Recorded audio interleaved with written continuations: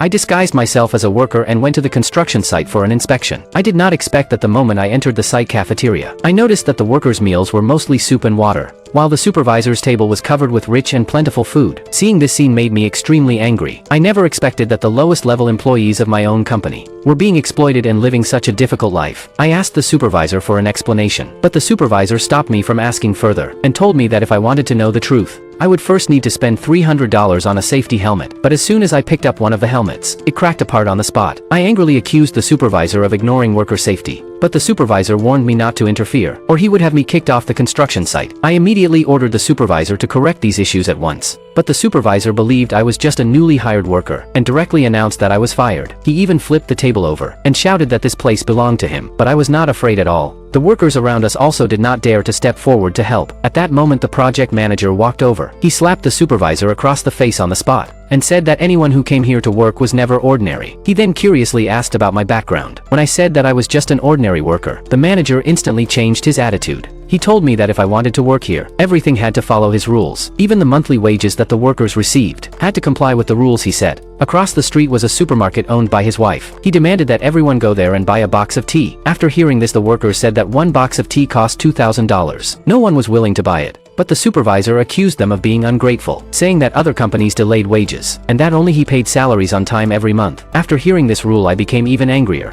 The manager immediately ordered the supervisor to discipline me. Just then the manager received a phone call, saying that company leadership would soon arrive to inspect the site. He hurriedly told everyone to prepare to welcome them, and the person who arrived was my female assistant. When she saw that I was being bullied, she publicly told everyone that I was the owner of this company, and that the manager and the supervisor would pay the price for what they had done.